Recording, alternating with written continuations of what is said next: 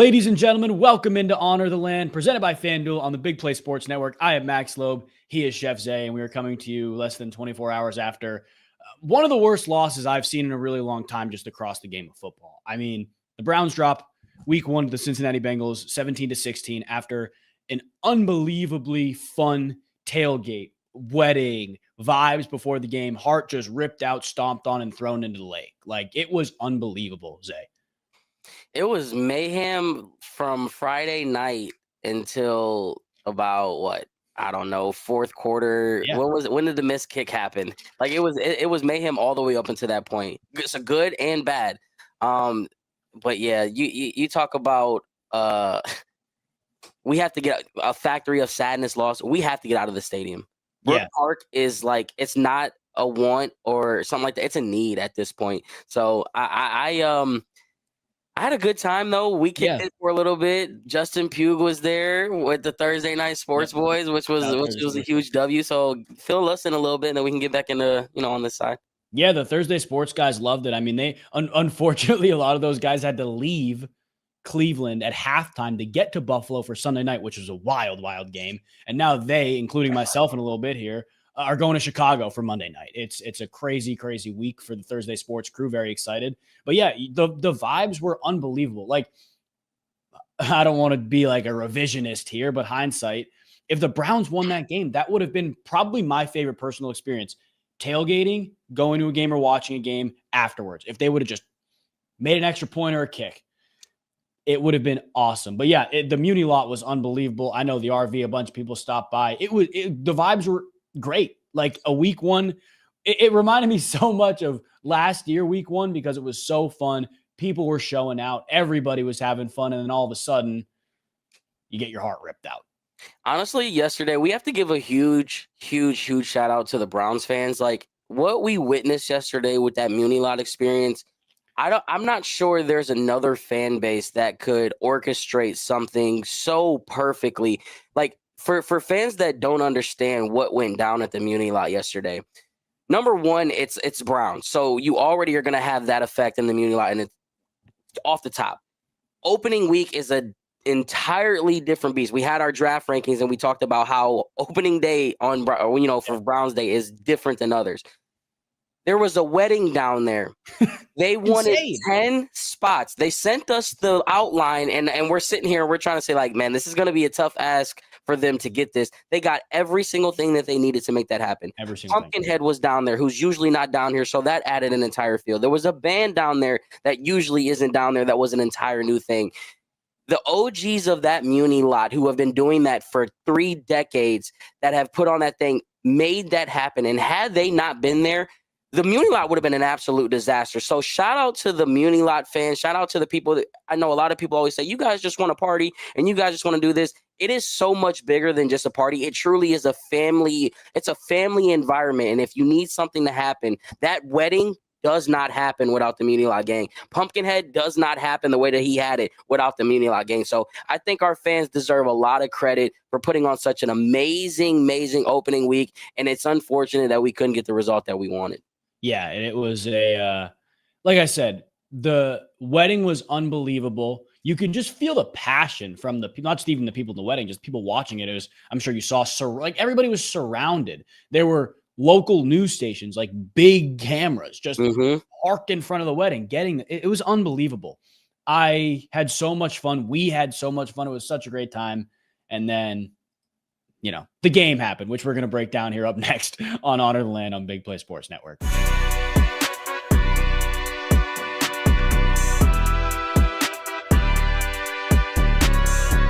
Creative, experience, results. That's what drives growth. That's what builds brands. That's Lake Spur Marketing, a full-service agency built on trust, strategy, and performance, not fluff. From bold strategies to flawless execution, every campaign is rooted in smart planning and driven by clear goals. We don't chase clicks. We build partnerships. We show up, dig in, and deliver every single time. Lake Spur Marketing. The proof is in our partners. Who doesn't love having everything at their fingertips? With Pure AV's smart home automation, you can seamlessly manage your home's audio, video, lighting, security, and more, all with a simple touch. Create a sanctuary that embodies your unique style and personalized features that bring comfort to every moment. Sit back, relax, and let Pure AV bring convenience and control to your home. Visit us at pureavcorp.com today.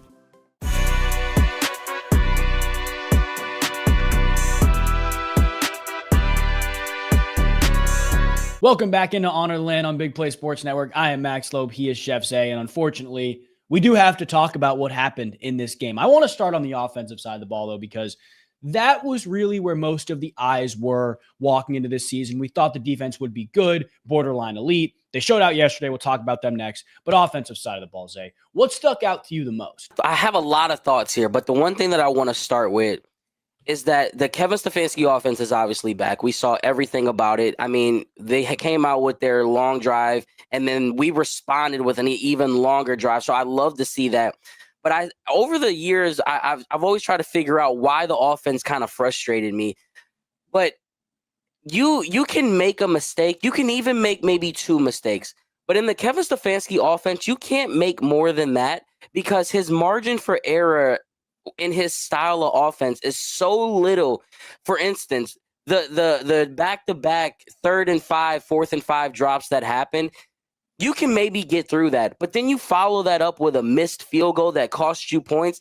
You can't make up for something like that, especially going against a team or an offense like Joe Burrow in that.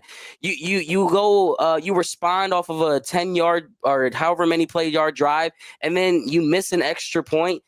You can maybe deal with that, but if you add that on to the missed field goal and the missed 4th downs, like there's going to come a point where the Kevin Stefanski offense just can't handle that much of a swing. So I was excited to see that we could move the ball. All of the things that they said where this offense isn't going to be able to do things isn't true. Now, granted, Judd's going to make this thing run a lot smoother because our run game was non-existent. Oh my goodness. I mean, it was an abysmal start for that, but Can we give some love to Dylan Sampson? Yeah, dude. I mean, Dylan Sampson was unbelievable. I mentioned it. I think I tweeted it the preseason.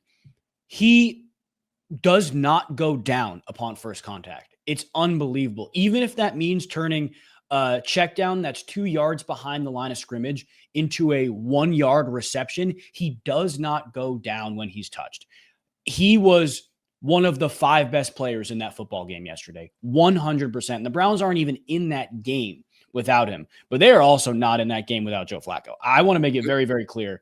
Joe Flacco played very well. You'll look at the stat sheet, see the 2 picks. I'm going to be real. I think the first pick was not a great pass. Like, I think he could have put it out there a little bit better. Second pick, I kind of throw to the side, but Flacco was operating unbelievably well. And I think people also overlook the drive. I believe it was the drive before the Browns had 3 straight sacks, where it's second half, you got to drop on 3rd down. You don't know what to do. It's a long field goal. Okay, let's go for it on 4th down. Go for it on 4th down, drop on 4th down. There was a lot that was left on the table with Flacco as well. He was going through his reads. He was making good passes. The touchdown to Tillman was beautiful. There was also, I believe it was Jerry Jeudy, a 15-yard just sit in the middle of the defense, right between 2 zone defenders. Flacco got the ball out almost a full second before Jerry Jeudy turned around. It was right on his chest. Like, Flacco was unbelievable. And that, like you said, Zay, is what you expect from the Stefanski offense. But you brought up a really good point. The margin for error, I don't know if it's the Stefanski offense, just the way the Browns, play football. It is very small. It is very small. And I think we saw how small it could be, because we'll talk defense here in a second. The Bengals didn't make big offensive mistakes, really any offensive mistakes. And then the Browns did. And that's how you lose the game. They did. It was exciting because I'm sitting here watching the game, and throughout the live stream, I'm sitting here, I'm like, man, something just feels weird. Like in past years, we're either overly excited and trying to be overly optimistic, or we're just like, oh my gosh, this is a disaster. And I'm just like, they were executing basic stuff. It was very vanilla. There was no extravagant plays. We saw the screenplays, but there were no trickery reverses. There were no real deep shots in this game. Like everything was within 15 yards. And if we're able to move the ball and compete in a style like that, where okay, it's like our defense is dominating like this, we can adjust to this. I'm excited to see when this defense is going to open up, because if Harold Fannin and David Njoku and Dylan Sampson are peeling off 2-yard catches to get 13 yards after the yak, imagine what they're going to get when they get a wide open 15-yard play and then get yak after that. So, like, we haven't yet, like, the offense hasn't even been slightly opened up. Like, we're in a prelude to before the book even gets to chapter 1 of this offense. So when Judd gets back, this thing is going to look very, very, very different, because you will have a run game. You can look at this guy and be like, okay, we can give him 17, 18 touches on the ground, and then we can have Dylan Sampson do what he do. Because if you get Judd, it's exactly what we talked about earlier, the lightning and thunder of this thing, where it's like, we know Sampson can make some plays. So you're going to have your pick of the poison in this backfield once 10 gets on the field. 100%. I don't want to get too far ahead of ourselves, but looking at Baltimore's secondary from last night, and obviously, Josh Allen presents different problems than Joe Flacco would, but they were brutal through the air. They were brutal. They'll be good against the run. We know this, but the Browns can have similar success, I think, that they did against the Bengals defense against this Ravens team. But I do want to talk about the run game very briefly before we go to the defensive side of the ball. It was, I don't know if it was non-existent, because there were a couple instances where they got ahead of the chains on first down, but unless my memory does not serve me correctly, I can't remember a run they had on second down that did substantial good things for the offense. Like, at some point, if you know the run game is not working, and it was wildly inefficient, on second down, especially in those medium scenarios, the fives, the sixes, throw the ball down the field. Seriously, like, especially if you're at midfield, take your shots. Like you said, everything was within 15, 20 yards. I think the Bengals defense did a good job of keeping it that way. Like, there were times where Flacco looked down the field to take the shot for sure. But I thought on second down, it kind of became a little predictable, especially when they were not running the ball well. It's hard to stay ahead of the chains in those situations. I'd be fascinated to look at the average yardage to go on third down. I feel like it would be more than 5, 6, or 7 yards for sure. I think at one point, right before they actually strung together a lot of good third downs, I believe I saw it was like 4.5 average. So it probably went up higher than that. But at one point it was, you look at this box score and you see it. It's almost like their run game, they're going to tend to be that ground and pound guy. But like those second and third down opportunities, they just like those little 3-yard hitches. How many times did we see a 3-yard hitch or a 3-yard out or something just so short? Like the David Njoku catch, the one where I think his longest catch of the day, I believe, was 17 yards. It was off of a 4-yard catch. He slipped under a guy and just got the yak. Like, they're relying on these guys' ability, their playmaking skills after the ball. So I'm excited to see, like, this is, like you said, they left a lot out of there. 100%. And you look back at one play that I know Joe Flacco wants to get back. He missed David Njoku on a wide open touchdown in the red zone. And I believe that was the one that led to a missed kick, or it was the one that led to the missed field goal. At the end of the game. Yep. So, I mean, you look back at tape, that will get corrected. We'll be looking later in the week saying David Njoku touchdown. Yeah. And I also am going to be looking next week specifically at the screen game, because I think you can almost manufacture runs with essentially pulling offensive linemen in the screen game. I can't remember another designed screen outside of the one that like hit David Njoku in the shoulder, but that is what I'm going to be looking at too, because looking at the box score, Jerome Ford, 1.3 yards per carry. Dylan Sampson, who was excellent, 12 carries, 29 yards, 2.4 yards per carry. The leader in yards per carry for the Cleveland Browns, not only was it 3 yards per carry, which is straight up not going to cut it, it was Joe Flacco. And it was Harold Fannin Jr. They had the exact same average yards per carry. So that's not going to cut it. Getting Quinshon Judkins back is absolutely going to help, but that's only half of this game. That's only one side of the ball. Let's talk defense up next on Honor the Land on Big Play Sports Network.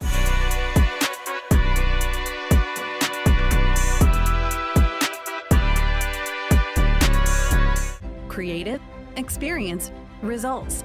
That's what drives growth. That's what builds brands. That's Lake Spur Marketing, a full-service agency built on trust, strategy, and performance, not fluff. From bold strategies to flawless execution, every campaign is rooted in smart planning and driven by clear goals. We don't chase clicks. We build partnerships. We show up, dig in, and deliver every single time. Lake Spur Marketing. The proof is in our partners. Refine your golf swing effortlessly right from the comfort of your home with Pure AV. There's no tee time required. Pure AV's full swing golf simulators capture your every move with precision, while realistic graphics and immersive environments bring the thrill of the greens indoors. Perfect for practice, play with friends, or hosting upscale events. Discover the flawless blend of sport and luxury. Book your consultation today at pureavcorp.com.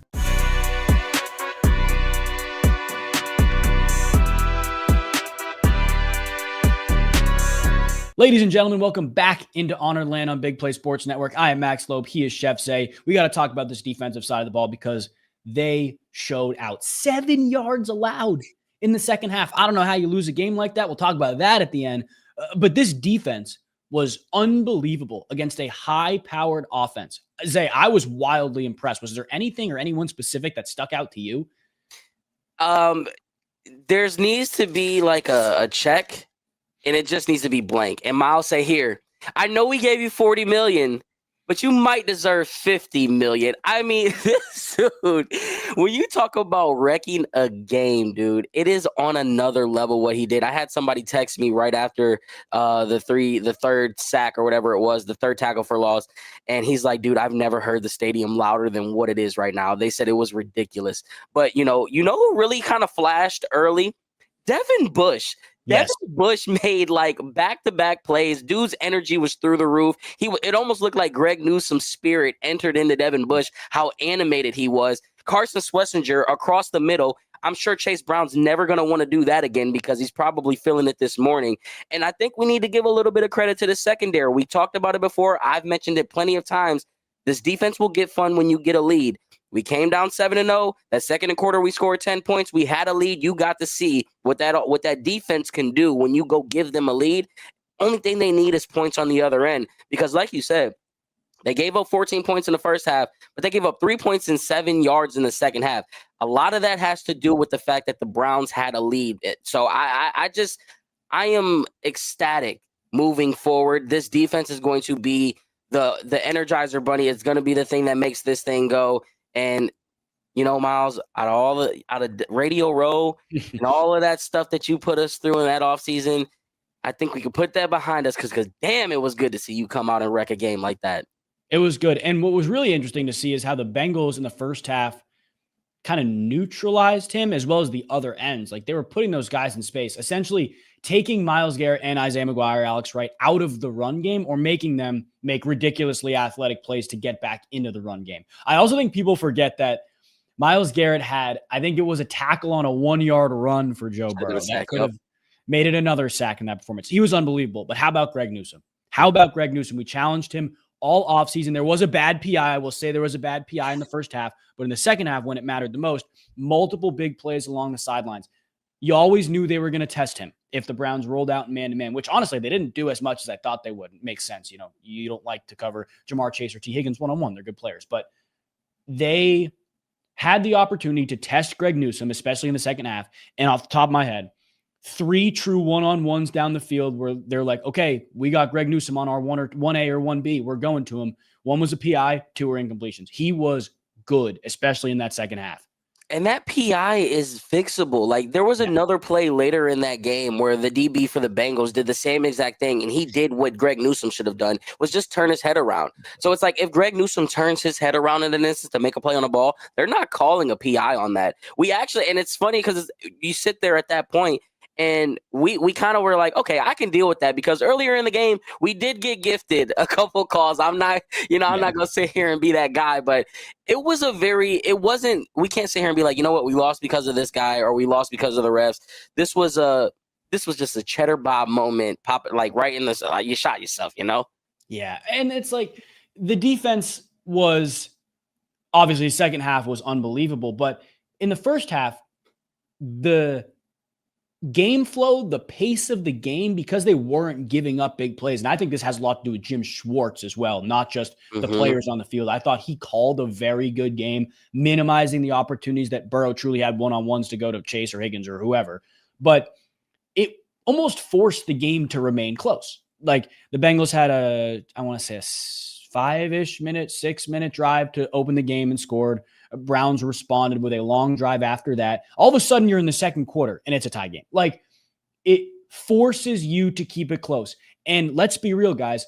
The team with a better pass rush and a better special teams will win a close game.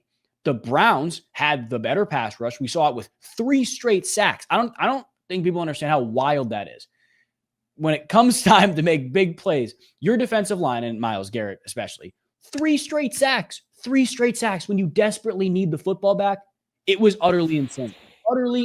And that was an enormous part in keeping this game close as well. But you're just kind of walking very slowly through this first half because the drives are methodical. They're taking a little bit longer. And I think that's a huge credit to Jim Schwartz. I think he called an awesome game, especially through the air. On the ground, I think it's going to be adjustments. Yeah, it's going to be an issue next week with Baltimore. But at the same time, like, you look, the second half, they didn't run the ball effectively. They didn't. They were running the ball really well in the first half, putting those guys in space. The Browns made adjustments. And all of a sudden, the Bengals offense looked bad. Like, it looked bad in the second half. You mentioned the adjustments. Like, dude, you mentioned Jim Schwartz. The guy schemes up this. It's like, when you see on Madden a play, it's like, this is not going to work because he's not going to have enough time. The play where Myles Garrett comes from the edge and is like a bull coming out of the gate through the middle and just literally decleats Joe Burrow. Like, that's all Jim Schwartz. So this is going to be a fun year. It's only 1 week. It's going to be a tough 6 weeks, but I'm telling you, man, this isn't a 4.5 win team. This is definitely a 7 to, you can get 10 wins this year. Oh, that's a hot take. I don't know about 10. I'm telling you. Just think about it. The only reason why I say we can get 10, if this defense plays the way that they played yesterday, all you need to do is clean up the mistakes that you had on offense. And obviously you have to find the special teams. You got to find this kicker situation because you can't win games without it. But we missed David Njoku on a touchdown. We gave up back-to-back drops on our side of the field that should have turned into 7 points. So that's 14 points right there alone.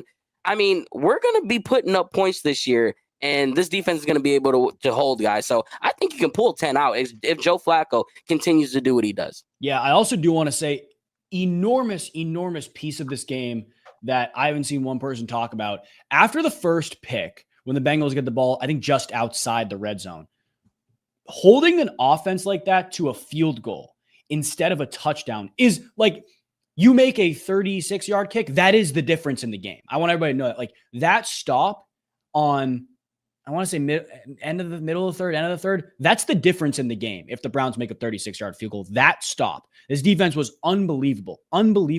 Gave the Browns every single chance they needed to win. Couldn't do it. We're going to step away for a second, take a break, come back up next on Honor the Land on Big Play Sports Network.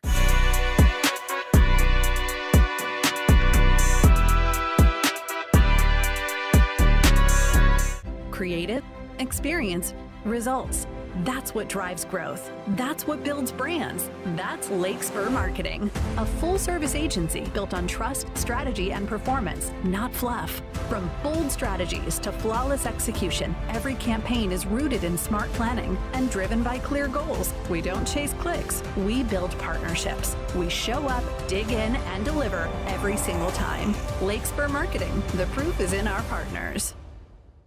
Smart home automation has never looked so good. When you visit the Pure AV Design Center, you'll be immersed in the epitome of sophistication and state-of-the-art home automation technology. Flawless design, exquisite materials, unparalleled craftsmanship. You deserve nothing less than the pinnacle of perfection. Discover what you've been missing at Pure AV on Killian Road in Akron or online at pureavcorp.com.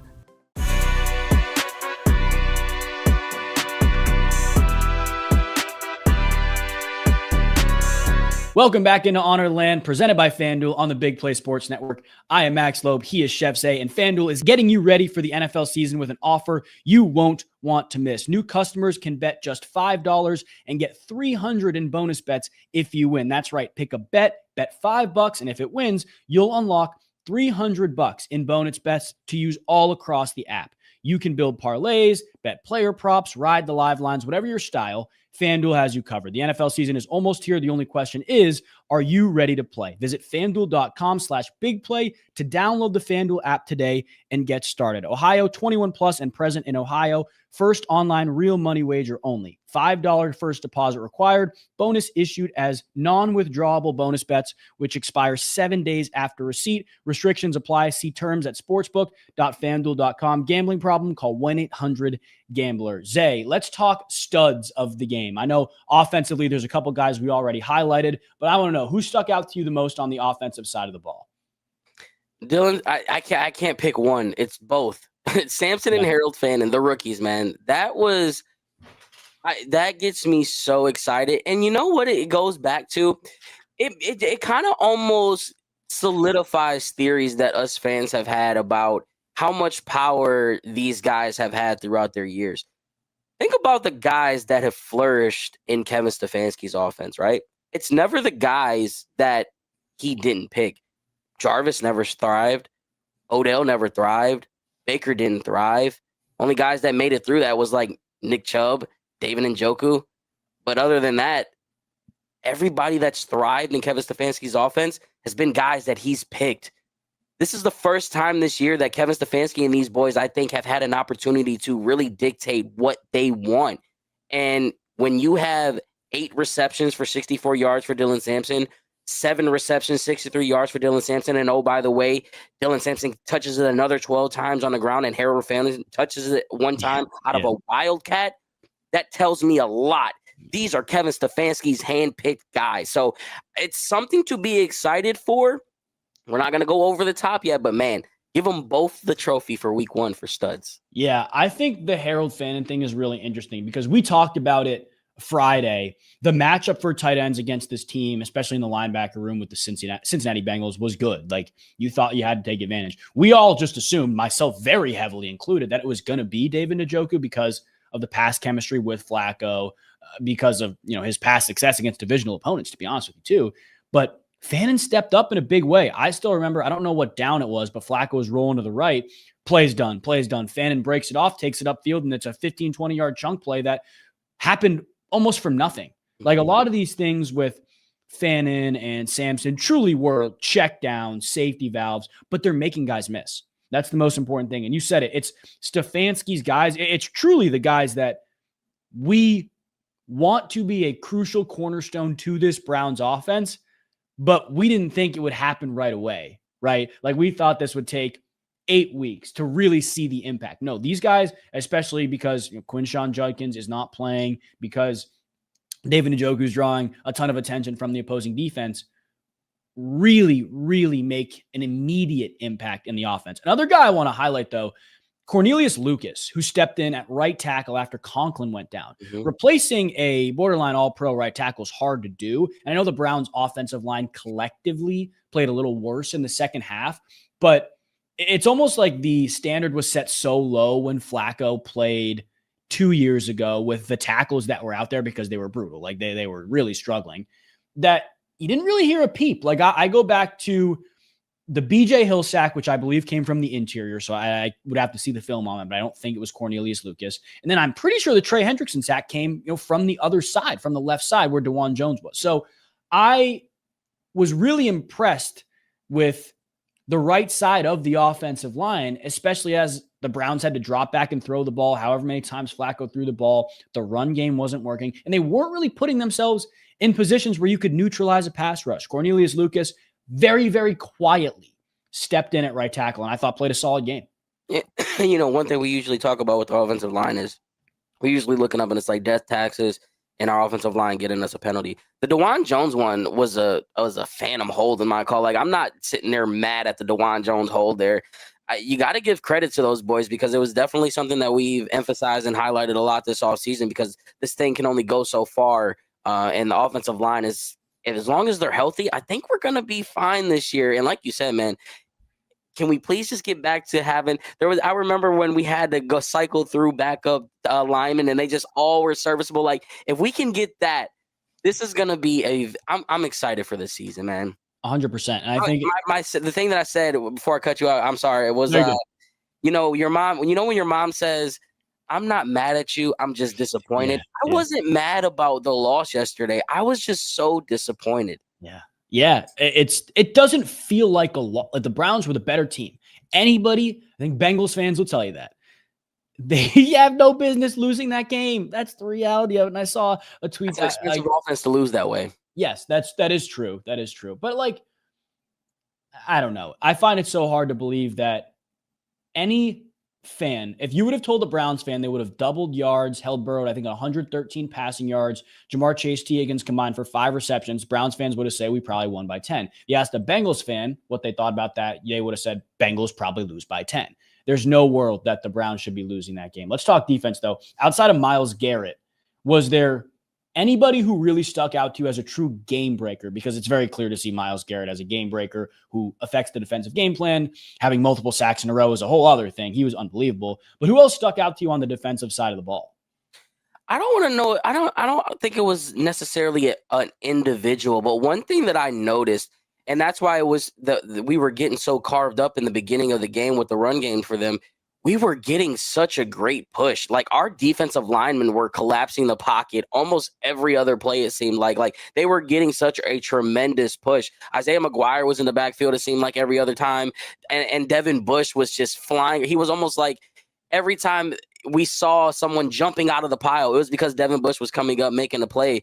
So I don't think it was necessarily a single guy because Myles was the only one. I think it was a collective as a whole, the defensive line.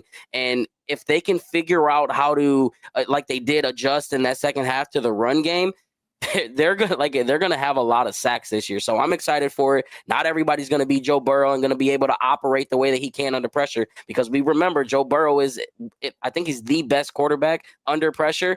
So good luck with this defensive line moving forward. Absolutely. Yeah. I thought holistically that they also flew around. Like there were a few plays where there was a sideline tackle and there were legitimately 7 Cleveland Browns over there getting ready to make tackle. Like you could tell the identity of the Schwartz defense, watching Greg Newsome celebrate, all this stuff, it was back. A guy that I don't know if impressed is the right word, but I thought came in and made a big impact was Myles Harden. The first tackle with Cam Mitchell was really bad. It was really bad. Myles Harden comes in and plays nickel in the second half. You don't hear a peep from him, which number one as a DB is usually a very good thing. But number two, 3 tackles in the second half. Like we've talked about the third corner or nickel position, as well as the number 2 corner, being so important and vital to the secondary because it's probably the weakest spot on this defense right now. Newsome looked good as a number 2 corner. Okay, awesome. If he continues that play even to 75% of the extent, we're going to be in good shape because he was doing it against the best receiver in the league. Now you slide inside, you need your number 3. And again, I thought Cam Mitchell was not good in the first half. They obviously thought the same. They pulled the plug. Myles Harden comes in and he's good. Like, you don't hear from him. He's making tackles. That to me was another very overlooked aspect of this game because it's tough against a really good pass offense to make a switch that big in the middle of the game, and they did it. A credit to Stefanski, Schwartz, whoever made that change, because it was a great change. Yeah, and what did I say before? It's like we're going to have to give our defense some slack this year because a lot of it's going to come at our defensive line's hands. Like, our defensive line is going to do that. Guys like Myles Harden, who last year, again, this is a 7th round rookie, second year player, but last year who was making noise all throughout training camp. Yeah. It's clear that he took another step again because, like you said, to come in the second half and have to make an adjustment on the fly, they always find a way to find a gem later in the back. Can Myles Harden be that next guy? Let's hope. Those are the positive things. We'll talk negative things up next on Honor the Land on Big Play Sports Network.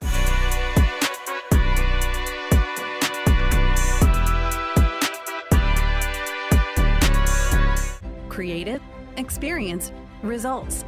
That's what drives growth. That's what builds brands. That's Lake Spur Marketing, a full-service agency built on trust, strategy, and performance, not fluff. From bold strategies to flawless execution, every campaign is rooted in smart planning and driven by clear goals. We don't chase clicks, we build partnerships. We show up, dig in, and deliver every single time. Lakespur Marketing, the proof is in our partners. Who doesn't love having everything at their fingertips? With Pure AV's smart home automation, you can seamlessly manage your home's audio, video, lighting, security, and more, all with a simple touch. Create a sanctuary that embodies your unique style and personalized features that bring comfort to every moment. Sit back, relax, and let Pure AV bring convenience and control to your home. Visit us at pureavcorp.com today.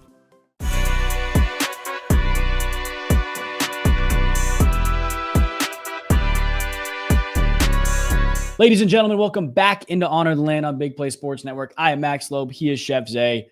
We talked studs of the game already. Let's talk duds of the game. We'll just get the big elephant in the room out of the way. Andre Smith, the missed extra point, the missed field goal. It's the difference in the game. I think a lot of people are going to be, and have been, to be honest with you, I've seen it, calling for him to be cut in week one. I think there's some substance to it. I don't think they're going to do it. What do you make of this kicker situation right now, Zay?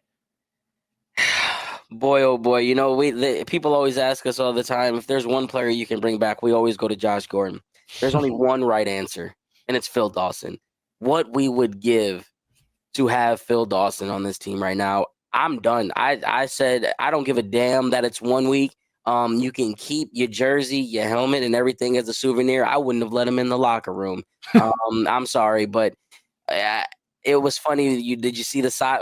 You obviously were at the game, so you didn't see it. They flashed over to the sideline. Do you know who went over to talk to Andre Schmidt after he missed that kick? I'm going to take a guess. I don't know. I'll go Flacco. Close. Really? That's good. Shedeur did.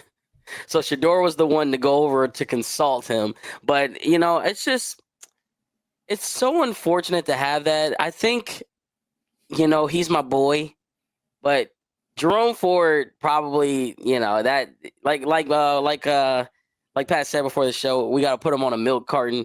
Because if we could have had a fraction of a run game, I mean, when we got that lead, Kevin Stefanski was wheeling and dealing. The offense was rolling. Like, it would have been an entirely different game. We might have only saw 1 or 2 possessions in that third quarter for that simple fact. So I just think, where does it go? I'm looking back at this chart real quick because I wanted to point it out earlier. It started with Andre Smith. So, yeah, there's no other way. He's the biggest elephant. He's the reason. Yeah. Schmidt's, he got to go. You got to go. Yeah. So you do think they should make a replacement right now? If they don't make a replacement, they should be signing a kicker. Like, you can't afford – I'm sorry. The leash needs to be long. At least show me that we want to be competitive. Because if they continue to let this go, they did this last year with Dustin Hopkins, and nothing changed. I'm sorry. This is a results-based business. You have one job and one job only. We can't be missing 38-yard kicks and extra points. At the very least, that should be the one thing you're making. If you want to talk about missing a 48-yarder or a 50-yarder, there like that, it is what it is at that point. But you're costing us 4 points a game because you can't make simple 30-yard kicks. You got to go. I'm sorry. I agree with you in the sense that a change needs to be made, but I don't think it will based on what we've seen. I also do think, before I even get into the Andre Smith stuff, I do think that if Dustin Hopkins was the kicker who just did what Andre Smith did, people would be saying Stefanski needs to be fired right now. Like that would happen. So objectively, I think, even though you should not be missing those kicks, I want to make that very clear. This problem is better and lighter because it was not Dustin Hopkins. I will say that. But you look around the league, the Buffalo Bills just signed Matt Prater 48 hours ago, and he made a game-winning, I think, 46-yard field goal on prime time against a perennial Super Bowl contender. Like, what is stopping you from doing something like that? I know you want, the young kicker, like the Cade York when they had him. I know you want the guy to come in and be the franchise kicker and be the next Phil Dawson. It's a results-based business. Like you said, there's no reason you should be losing a game when you double the other team's yards because of 4 points left on the field on an extra point and a 36-yard field goal. There's absolutely no world that should be happening. Absolutely no world that should be happening. Well, you say, why does it happen? Number one, he's a Mayfield Heights born alumni. I mean, shout out to Mayfield Heights, Matt Ryder. But like, he's a vet. He's 41 years old. He's been this is a regular situation. He's not missing a routine kick like that. When we brought in Dustin Hopkins at that point, before he got the whoopsies, he was a vet. It was fresh. It was nothing like. They need to stop trying to get cute with this thing, like you said. Stop trying to find a franchise kicker.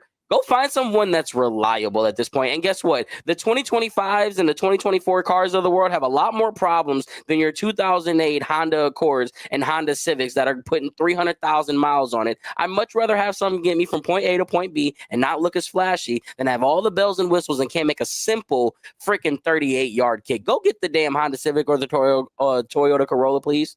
Yeah, that's a great analogy. I like that. It's and you see it across the league. I think the Browns are in a spot now where, you know, they're not a veteran kicker away from being this Super Bowl contender, and like you fill that void and all of a sudden you're way better. Whereas the Bills, you know, have a roster that'll contend for the Super Bowl. You plug somebody in and they'll be good. But at the same time, who's to say that can't be the case if you're winning games like you just won?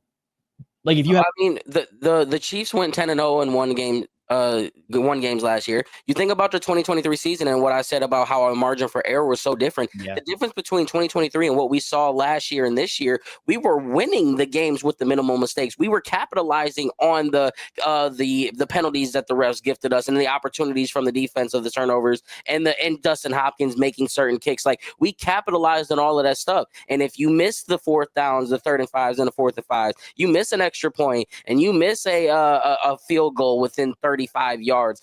That's the difference in the game. So yeah, it's 100%. super important, especially when all of these games are one possession games. yeah. And Pat mentioned Mike Prefer left in 2022. Is there any correlation? I mean, I don't know. I wonder how much it is special teams coaching just compared to the yips or the approach. I think Andre Smith said he rushed his approach on the kicks, which, like, you know, That's rookie stuff.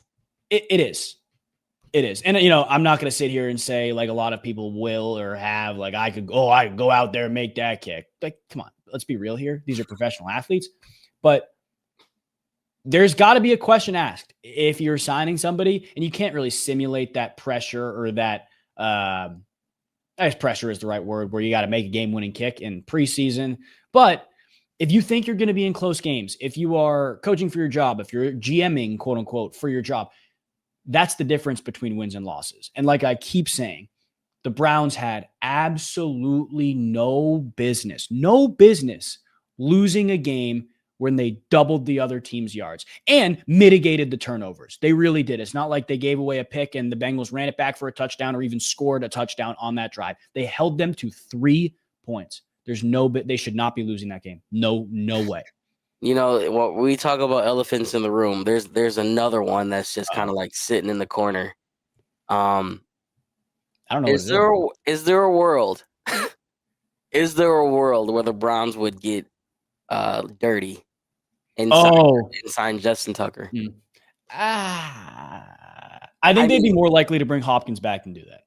Okay, I figure we were saying the same, but I'm like, I get, like, man, if you didn't have all the stuff tied to that, they probably would take a flyer on it. But they probably already would have. Like, he would have been there in camp, I think. I don't think they can afford that type of nightmare, because it would be how iconic would that be for another guy to come over? I mean, Jamal Lewis was a legend for those guys, and he came over to the Browns and had 1,000-yard seasons with us. How iconic would it have been if Justin Tucker came over and found himself making 55 yards and 38-yard game-winning kicks in a Browns uniform? You know, across the division, you have Chris Boswell making a 60-yard game-winning field goal for the Steelers too. So it's tough. The Browns are in a tough spot. We'll talk Baltimore Ravens, who they play this coming Sunday at 1 p.m. up next on Honored Land on Big Play Sports Network.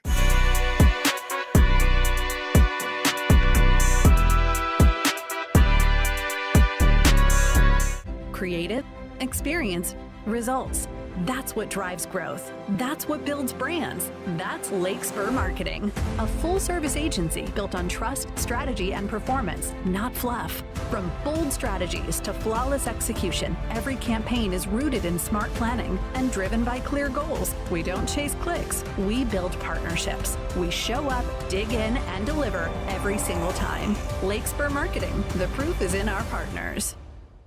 Refine your golf swing effortlessly right from the comfort of your home with Pure AV. There's no tee time required. Pure AV's full swing golf simulators capture your every move with precision, while realistic graphics and immersive environments bring the thrill of the greens indoors. Perfect for practice, play with friends, or hosting upscale events. Discover the flawless blend of sport and luxury. Book your consultation today at pureavcorp.com.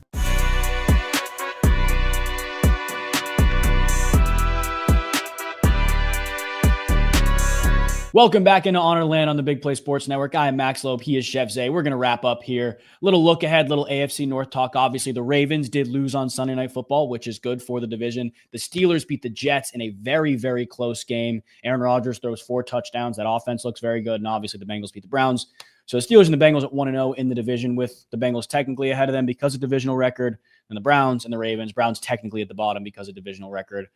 Zay, what did you make of the AFC North action across the weekend? I mean, I've talked about the Steelers. I thought this defense was going to be a defense that you just couldn't score against. I thought Aaron Rodgers would be solid. I did not think it was going to go the way that it went. And I did think Buffalo would be the better team at home on primetime. I'm not going to lie, but I don't know. The AFC North is a weird place right now. It really is. I mean, me and you called for Aaron Rodgers to come to Cleveland. We could have had it. No, that way. So I fell asleep last night. I was so freaking tired yesterday. I came home and I was trying to upload stuff to get stuff ready. And I went upstairs and laid down at 8 o'clock. I was lights out by 8:02. And I didn't wake up until the morning. So I missed all of the Baltimore game. I woke up and I'm like, damn, I missed the best game of the day. I missed the best game on the whole slate. How does that happen? So I got to go back and watch that game. But looking at the Steelers game, man, why? That's the last thing we needed to see, was to see Aaron Rodgers do that, because that is what I talked about, them getting close to the brink and them being like the Browns and this and that. The one thing that they needed to do was get a quarterback that could make this thing go. And if you're going to get that Aaron Rodgers, that can be a problem. So I wasn't impressed seeing that. However, they did give up 32 points to the Jets, which is crazy. So all that money on that defense that they talked about, they got to figure something out, because you're letting Justin Fields put up 32 on you. That's a problem. Yeah. But I like where the Browns can be at. This is going to be a slugfest this year.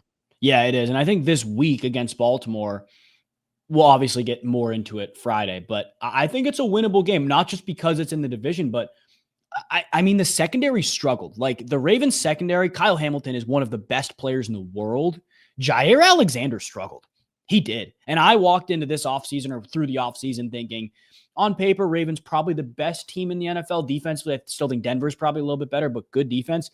They are not going to be an elite team if their secondary can't figure it out. That's the reality. I don't care how good you are on the ground. I don't care how good Lamar Jackson is. When you run into a team like Buffalo, even Cincinnati, who, dare I say it now, Pittsburgh, but all those teams who can just score at will, I don't know. It's tough. And I remember last year we said the exact same thing about them through 7 or 8 weeks. Same exact thing. And they figured it out, and we're the best defense in the NFL second half of the year.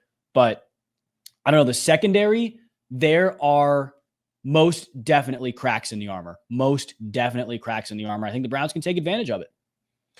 I mean, I'm looking at the stat sheet. Josh Allen is not human. He's him. Yeah, he was unbelievable. But I will say, much like the Browns, that is a game the Ravens should not lose. You're up by 2 possessions the majority of the second half. It takes a collapse. It literally takes a collapse. And it was one of the most epic collapses I've seen in the past 5 or 6 years. The Ravens can't be too thrilled, right? You give up 40 points, and then you see what the Browns defense is like. They could.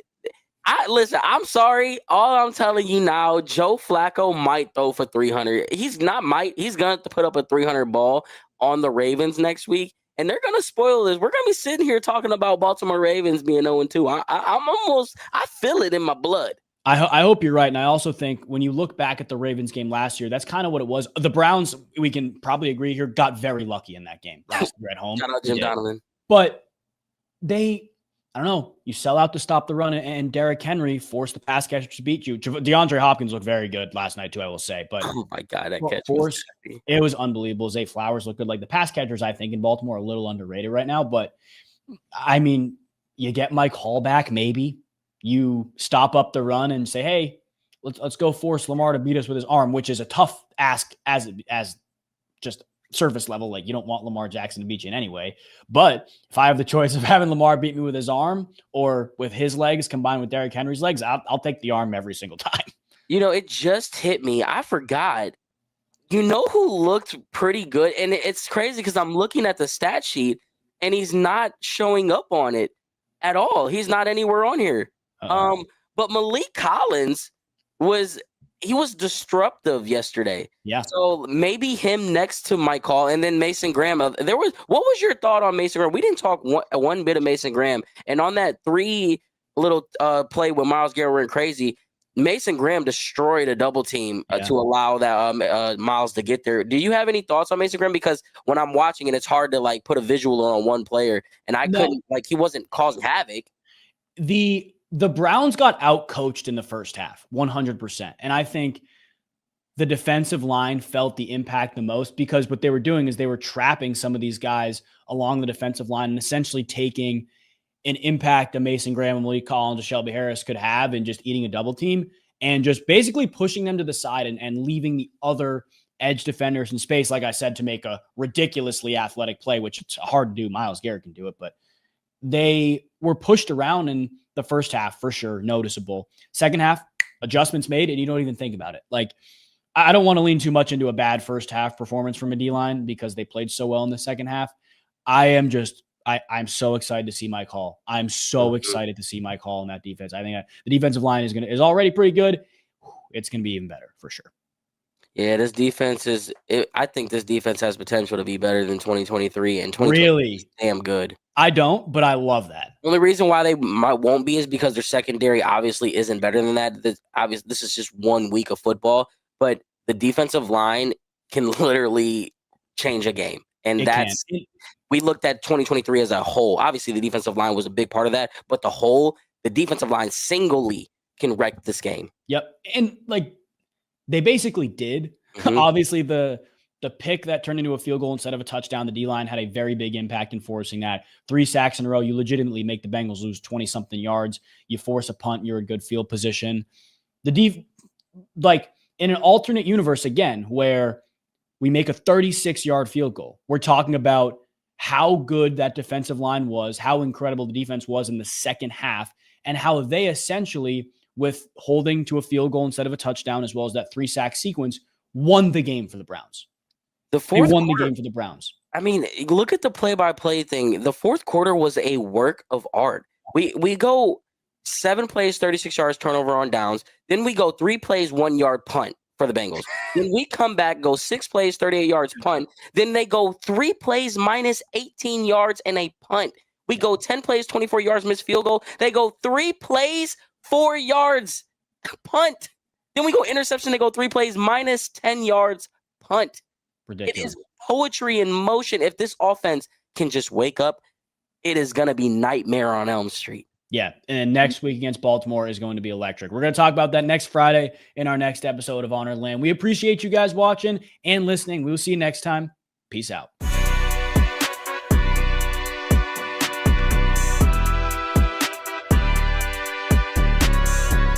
Creative, experience, results. That's what drives growth. That's what builds brands. That's Lake Spur Marketing, a full-service agency built on trust, strategy, and performance, not fluff. From bold strategies to flawless execution, every campaign is rooted in smart planning and driven by clear goals. We don't chase clicks. We build partnerships. We show up, dig in, and deliver every single time. Lake Spur Marketing. The proof is in our partners. Smart home automation has never looked so good. When you visit the Pure AV Design Center, you'll be immersed in the epitome of sophistication and state-of-the-art home automation technology. Flawless design, exquisite materials, unparalleled craftsmanship. You deserve nothing less than the pinnacle of perfection. Discover what you've been missing at Pure AV on Killian Road in Akron or on